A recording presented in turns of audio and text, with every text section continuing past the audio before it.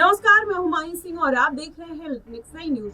लोक जनशक्ति पार्टी के राष्ट्रीय अध्यक्ष एवं केंद्रीय मंत्री चिराग पासवान ने कहा है कि आज से 3 साल पहले मेरी राजनीतिक पारी पर विराम लगाने की कोशिश हुई थी। उन्होंने पार्टी को फिर से राष्ट्रीय अध्यक्ष बनाने के लिए कार्यकर्ताओं का आभार व्यक्त किया है। चिराग पासवान ने कहा कि मुझे अभी भी 2021 का वह दिन याद है जब संघर्षों के दौर से मैं गुजर रहा था। मेरी पार्टी तोड़ दी गई, मुझे सभी पदों से हटा दिया गया, मेरी राजनीतिक पारी पर विराम लगाने की कोशिश की गई, लेकिन यह आप लोगों का स्नेह, समर्थन और विश्वास ही था जिसने मुझे न टूटने दिया और न ही झुकने दिया। चिराग के कार्यकर्ताओं को संबंधित पत्र में कहा गया है कि श्रद्धेय रामविलास पासवान जी के सपनों को पूरा करने के लिए हम एक संकल्पित संबंध में हैं और जिनके सपनों का विजन है बिहार फर्स्ट, बिहारी फर्स्ट को बिहार के हर घर तक पहुंचाना है और उसका एकमात्र लक्ष्य है। वहीं आपको बताएं, केंद्रीय मंत्री ने कहा कि आप लोगों के साथ सहयोग और समर्पण की वजह से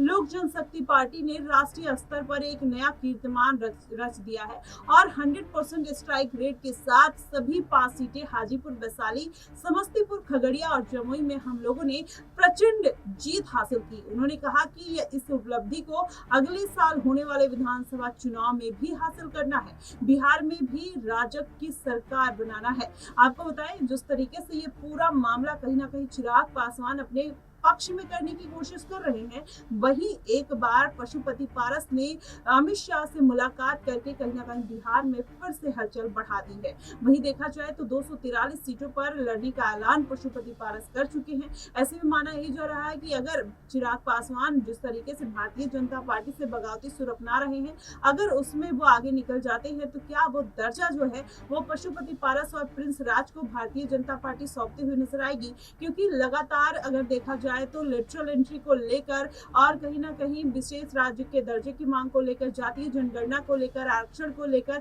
नियुक्तियों को लेकर जिस तरीके से चिराग पासवान अपने ही सरकार पर हमलावर हैं और लगातार ये बातें बोलते हुए नजर आ रहे हैं, भारत बंद को सपोर्ट करते हुए नजर आ रहे हैं। इससे कहा जा सकता है कि भारतीय जनता पार्टी के अंदर खाने में सब कुछ ठीक नहीं चल रहा। अगर ऐसा हुआ और चिराग पासवान कहीं पार्टी से छिटकते हैं तो जाहिर तौर पर भारतीय जनता पार्टी की मुश्किलें तो बढ़ती हुई नजर आएंगी, साथ में नीतीश कुमार की भी मुश्किलें बढ़ सकती हैं। अब ऐसे में प्रिंस राज को कोई जिम्मेदारी मिलेगी या पशुपति पारस को? ये चिराग पासवान जिस तरीके से जिस पद पर बने हैं, क्या उन्हीं पद पर वो बने रहेंगे या फिर भारतीय जनता पार्टी इन तमाम मुद्दों को लेकर, तमाम बयानों को लेकर, तमाम मांगों को लेकर चिराग पासवान को अलग करती हुई नजर आएगी? देखना बेहद दिलचस्प होगा। फिलहाल आपको क्या कुछ लगता है कि बिहार की राजनीति में आगे कौन से कदम उठने वाले हैं चिराग पासवान की तरफ से? आप हमें कमेंट बॉक्स में जरूर बताइएगा। फिलहाल के लिए बस इतना ही। देश और दुनिया की तमाम खबरों के लिए हमारे साथ बने रहिएगा नेक्स्ट नाइन न्यूज पर।